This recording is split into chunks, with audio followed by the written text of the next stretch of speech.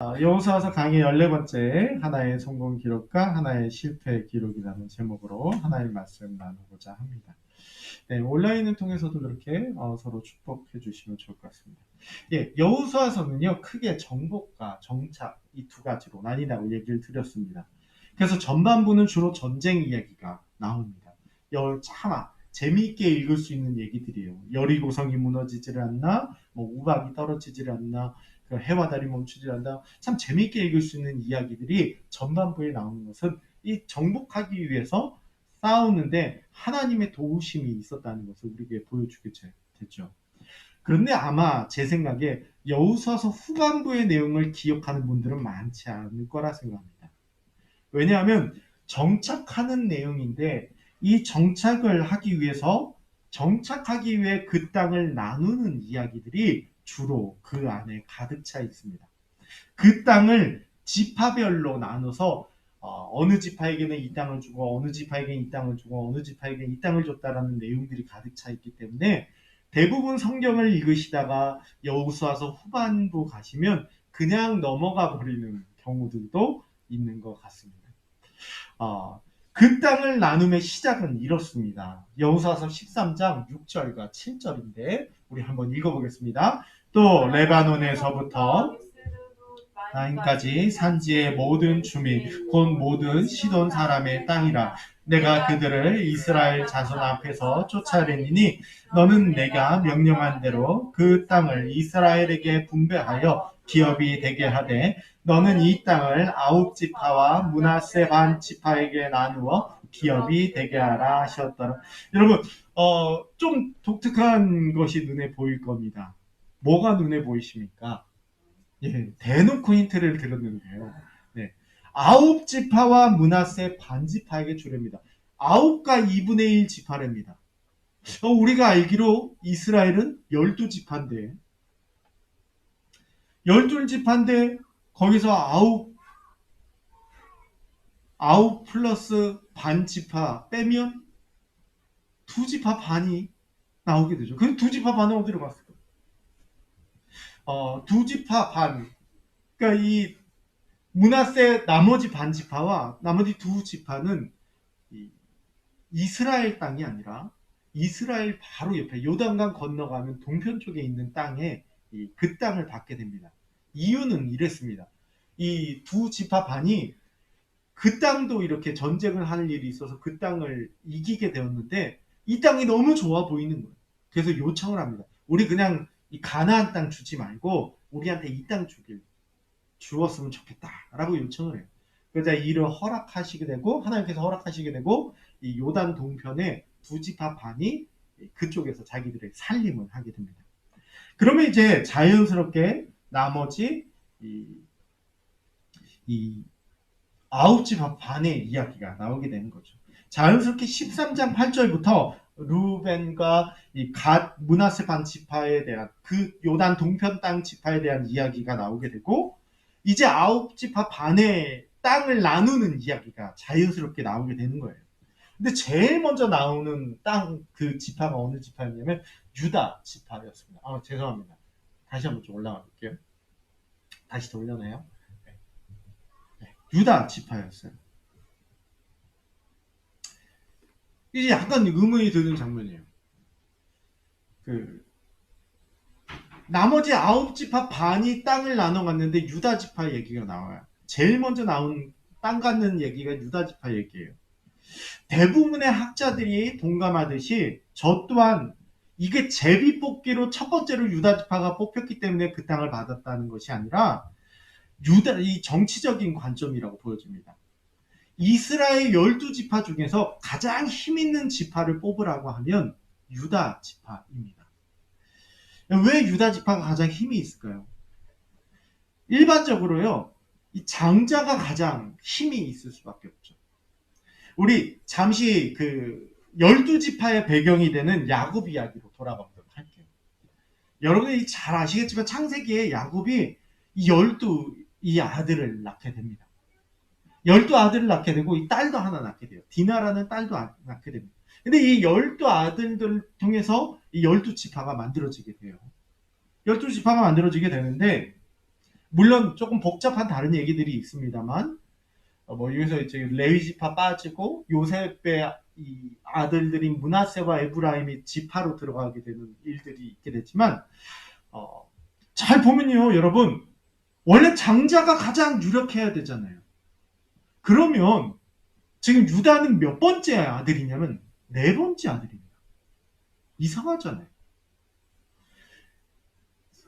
가장 먼저 땅 줘야 된다면 물론 저기 르우벤은 이미 요단 동편 쪽을 받았기 때문에 르우벤은 뺀다 쳐도 그러면 시몬 지파가 받아.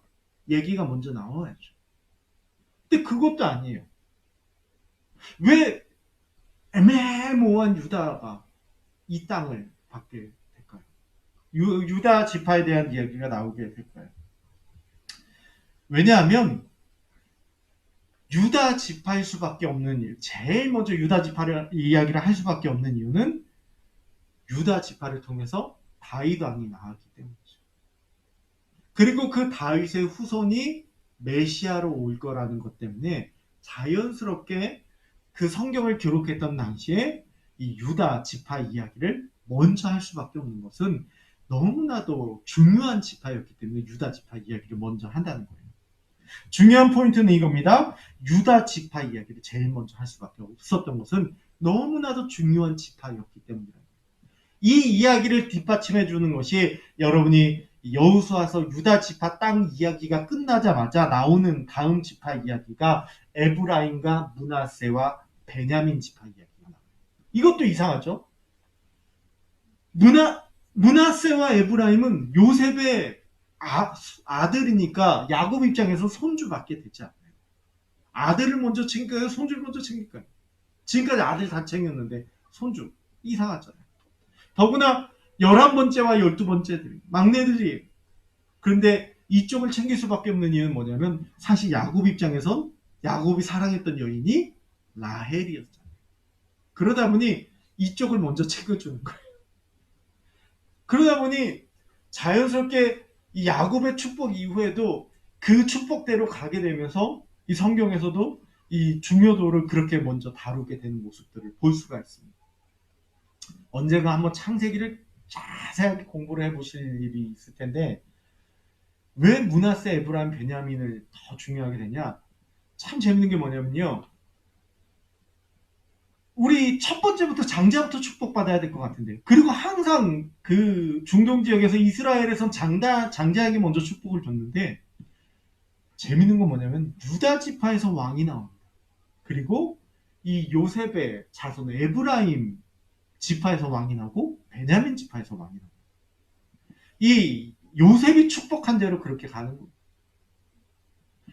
원래 일반적으로는 장자부터 축복을 받게 되는데 요셉이 어떻게 요셉이 아니죠. 야곱이 축복한 대로 가는 거예요. 야곱이 어떻게 축복하냐에 따라 그렇게 바뀌어지는 것을 우리가 볼 수 있어요. 어쨌거나 중요한 이야기는 유다 지파를 그렇게 중요하게 본다는 거예요. 그래서 유다 지파에 대한 설명을 아주 자세하게 얘기합니다. 다음 화면에 보니까 유다 지파 땅에 대한 설명을 합니다. 여호수아서 15장을 보니까 자연적인 특징에 의해서 결정되는 경계표들의 목록을 얘기를 쫙 해요. 유다 지파들의 경계는 이러하다 하면서 잘 얘기를 해줍니다. 그리고 도시와 지역 목록의 결합으로 해서 또 유다 지파의 목록을 얘기를 해줘요. 그러니까 이렇게 얘기하면 될 것 같아요. 서울은 아니 대한민국은 뭐 북이 몇 도 뭐 이런 식으로 설명하고 나서는 그 설명 끝나고 뭐 둘레는 총 몇 킬로 이렇게 설명하고 나서는 그것도 모자라서 서울에는 뭐 서울이 대한민국에는 서울이 있고 경기도가 있고 뭐 이런 식으로 하나하나 얘기해 주는 거랑 똑같은 거예요. 그러니까 유다 지파에 대해서 아주 상세하게 얘기합니다. 중요하기 때문에. 제가요 그 예전에 어디 부목사 생활을 할 때 이 교회 주보를 제가 만들었어요. 근데 이 성도님들이 헌금을 하시면 그 헌금 명단을 교회 주보에 실지 않습니까? 근데 이 평소에는 이게 명단이 교회 종이 교회 주보에 명단에 다 들어가요. 치면. 그런데 저를 되게 난감하게 만든 때가 있었어요. 언제일까요? 제가 최초로 주보를 만들면서 너무 난감했을 때 언제였냐? 추수감사절이에요. 이게 목록이 너무 많은 거야. 목록이 너무 많은 거야. 이게 뭐 11조 내셨을 때 뭐 김집사님, 이집사님, 뭐 최집사님, 박집사님 이렇게 다 쓰는데 추수감사절 했을 때 모두가 추수감사절 헌금을 냈더니 이게 목록이 160 몇 명인 거예요. 이거를 교회 주보에 다 넣을 수가 없잖아요. 제가 너무 당황스러운 거예요. 주보를 처음 만들어야 되는 상황에서. 그래서 예전에 과거에 어떻게 했나라고 이렇게 과거의 주보들을 찾아봤어요. 찾아봤더니 이렇게 나오더라고요. 뭐 김집사면 김집사 외 168명 이렇게 누구 외 몇 명 이렇게 나오죠. 여러분 그렇게 누구 외 몇 명 이렇게 할 수도 있어요. 그렇게 끝낼 수도 있어요. 그런데요. 하나하나 설명한다면 엄청 중요하게 본다는 얘기예요. 유다 지파 땅은 여기에서 여기더라 이렇게 얘기 아니에요. 여러분 성경을 직접 여러분 펼쳐보시면요. 정말 어딘지도 모를 것까지 다 얘기해주고 있습니다. 15장 20절에서 62절까지 이거 제가 다 읽어볼까요? 지루해서 못 들을 거예요. 어딘지도 모를 얘기를 다 하나하나 해줍니다. 그건 우리 입장에서 지루하지만 말하고자 하는 이유가 있어요. 그만큼 유다 지파를 중요하게 본다는 얘기예요. 유다 지파의 땅에 대해서 중요하게 얘기한다는 얘기예요. 경계선에 대한 이야기가 21개가 나오거든요. 이 경계선이라는 것을 의미하는 히브리어 단어가 이 유다 지파의 땅을 표현할 때 21번 쓰여요. 그런데 여호수아서에서 그 단어가 전체적으로는 84번밖에 안 씁니다. 여러분 12지파의 땅을 묘사를 다 해주는데 유다 지파 얘기할 때 그 땅 묘사하는 경계선이란 표현을 전체 다 쓸 때 84번 썼는데 유다한테 21번을 써요. 얼마나 유다 지파에게 중요하게 취급하며 땅 얘기를 해주는지 모릅니다. 중요한 지파라는 거예요. 유다 지파의 위상이 엄청나다는 거예요. 그런데 그 사이에요. 재밌는 게 하나의 성공 기록과 하나의 실패 기록이 나온다는 거예요. 유다 지파가 이렇게 땅을 얻었다. 유다 지파가 이렇게 땅을 얻었다라고 재언급까지 하는데 재밌는 것은 그 안에 성공 기록과 실패 기록을 넣어놨다는 거예요. 이게 참 재밌는 포인트. 같은 얘기를 2번 반복해서 해요. 같은 얘기를 다르게 돌려서 2번 반복해서 해요. 그런데 그 사이에 성공 기록 얘기와 실패 기록 이야기를 합니다. 이 성공 기록 얘기와 실패 기록 이야기는 이렇습니다. 갈렙이 거기서 안악의 소생 그 세 아들 곧 세세와 아이만과 달메를 쫓아냈고 거기서 올라가서 드빌 주민을 쳤는데 드빌의 본 이름은 기란예벨이다. 갈렙이요. 갈렙이 헤브론만 얻은 게 아니라 드빌이라는 곳도 쳐서 그곳도 얻게 됐다라는 이야기를 기억합니다. 유다 지파의 땅이 이랬다라고 얘기를 하는데 그 가운데 어떤 일을 통해서 기라세벨이라는 곳을 얻게 됐는지에 대한 이야기를 주목하며 얘기를 해줍니다. 얻는 것에 대한 이야기를 해줍니다. 그런데 반면 맨 마지막 63절은 63절은 이렇게 얘기합니다. 한번 같이 읽어보겠습니다. 예루살렘 유다 자손이 쫓아내지 못하였으므로 여부스 족속이 오늘까지 유다 자손과 함께 예루살렘에 거주한. 여러분 보세요. 유다 지파의 땅이 이러하다라고 아주 중요하게 다루고 있어요. 유다 지파가 이렇게 많이 얻었다, 이렇게 얻었다를 얘기하는데 그 사이에 성공 기록과 실패 기록을 넣어놓습니다. 성공 기록 뭐냐? 기라세벨을 얻었다는 거예요. 그런데 그 중요한 유다 지파가 예루살렘을 못 얻었다고 얘기를 하고 있습니다. 실패 기록을 남겨놓고 있습니다. 그 무게감이 있는 유다 지파, 엄청나게 많은 땅을 얻었던 유다 지파, 중요하다고 본 유다 지파이지만 그 안에도 얻는 사람이 있고 못 얻는 사람이 있다는 거예요. 여러분 이게 정말 중요한 부분입니다. 여러분, 이 부분이 우리에게 명확하게 전해주는 얘기가 있어요. 은혜라는 것도 차이가 있어요. 어떤 목사님이 그렇게 얘기하더라고요. 한 하늘 아래 산다고 모두 같은 인생 사는 거 아니에요. 한 교회에 있어도 모두 같은 은혜 받는 거 아니에요. 같은 지붕 안에서 누구는 은혜를 받고 누구는 은혜를 받지 못해요. 그 중요한 유다 지파에서 누구는 땅을 얻는데 누구는 땅을 얻지 못해요. 유다 지파처럼 중요한 곳이라 그래도 그렇다는 것. 성경이 이를 우리에게 말해주고 있습니다. 본문이 이를 우리에게 전달해주고 있습니다. 그 되게 졸리게 설교하는 목사님이 계신데 제가 그분 목사님 얘기를 또 하면 너무 많이 해서 그럴 것 같은데 그 목사님이 너무 졸리게 설교하기로 대한민국 첫째가라면 첫째 갈 수 있는 목사님. 신학교에 와서 설교를 하시면 신학생들 대부분이 자요. 재밌는 거죠. 그 신학생들이 막 복음의 열정이 불타서 아멘하면 들어야 되는데 자요. 대부분이 자요. 근데 그 목사님이 전도사 시절에 얼마나 더 설교를 못했겠어요. 설교학 교수님이 그랬대요. 그렇게 설교하시면 안 된다요, 안 돼요라고 말하고 싶을 정도였대요. 너무 설교를 잘 못하시는. 그런데 그것도 예수 안 믿는 사람들 열몇 명을 앉혀놓고 그 앞에서 설교를 해야 될 일이 있었대요.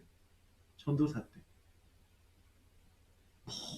모두가 설교를 제대로 안 듣고 졸았어요. 죽었어요. 근데 중요한 건 거기에 2명만은 일생 품어왔던 의문들이 한 번에 풀리는 시간이었대요. 그리고 예수를 믿는 시간이었대요. 여러분, 같은 설교를 들어도요. 누구는 은혜를 못 받고 누구는 은혜를 받는 거예요. 여러분, 오늘도 마찬가지예요. 저도 그 목사님처럼 졸리게 설교할지 몰라도 누구는 은혜를 받고 누구는 은혜를 못 받는 거예요. 여러분, 같은 하늘 아래 있어도 땅을 얻는 자가 있는가 하면 못 얻는 자가 있다는 거예요. 그리고 그건 결국 여호수아서 자체가 강조하는 부분에서 드러납니다. 여호수아서는요, 우리에게 뭘 얘기합니까? 그 땅을 정복하는 데 있어서 단 하나라는 거예요. 순종함을 얘기합니다. 생각해보세요. 그 땅 얻는 데 있어서요, 이스라엘 백성들이 자기들 힘으로 얻은 거 있습니까? 다 하나님의 은혜로 얻었던 자들이에요. 그런데 그 하나님의 은혜로 얻었던 자들이 왜 못 쫓아낼까요? 단 하나입니다. 여호수아서에게 명령했던 것, 하나님의 말씀에 순종할 것, 그에 대한 순종이 이들에게 없었던 것이죠. 그런데 이건 유다 지파만의 이야기는 아닙니다. 다른 지파들도 마찬가지예요. 16장 10절, 17장 12절 보시면요, 쫓아내지도 못하고 쫓아내지도 않아요. 나중에 하나님이 주신 땅인데, 하나님이 주시기로 약속한 땅인데, 은혜를 주시기로 했는데 은혜 받아먹지 못하는 거예요. 능력이 없어서? 아닙니다. 능력이 없어서 못 쫓아내요? 아니에요. 여리고성은 능력이 있어서 무너뜨렸나요? 아닙니다. 은혜에 대한 갈망도 없고 하나님의 하시라고 하는 그거에 대한 도전도 없습니다. 여러분, 갈렙의 경우는요, 나이가 85세여도 도전했습니다. 은혜에 대한 도전이 있었습니다. 그러자 그는 헤브론만 얻는 게 아니라 기라 세벨도 얻게 된다는 걸 기록하고 있는 거예요. 본문은 우리에게 명확하게 보여주는 게 있습니다. 우리의 모습이 어떠한지를 보여주는 것이죠. 은혜에 대한 갈망이 있냐는 것, 도전이 있냐는 겁니다. 하나님이 주시기로 했는데 누구는 받고 누구는 못 받는 이유, 도전이 있냐는 겁니다. 갈렙처럼 도전하냐는 겁니다. 자기 힘으로 받는 게 아닌데 조금 해놓고 안 되니까 포기하는 것이죠. 우리의 모습으로 돌아봤으면 좋겠어요. 우리에게 이 은혜에 대한 갈망이 있는가? 사랑하는 성도 여러분, 도전 없이 되는 대로 살아가는 것입니다. 같은 교회 지붕 아래 있지만 누구는 은혜를 받고 누구는 은혜를 받지 못하는데 과연 은혜를 사모하며 갈망하는 도전이 우리에게 이게 중요한 부분인 것 같습니다. 그게 없다면 주님은 주시려고 그 땅을 경계로 다 알려주셨지만 결국 쫓아내지 못했더라로 끝이 나는 것이죠. 제가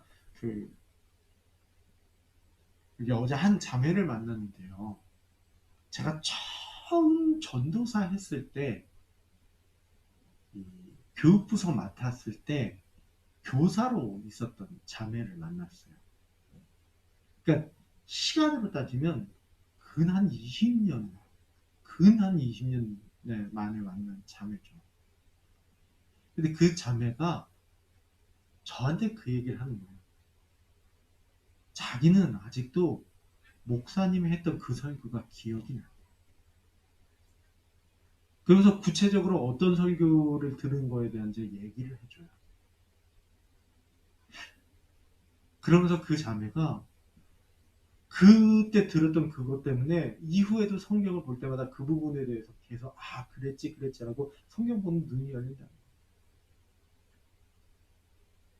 누구는 설교 들어도 3일 안에 까먹는데 누구는 20년이 지나도 기억을 하고 그 말씀에 눈이 트여 은혜를 받아요.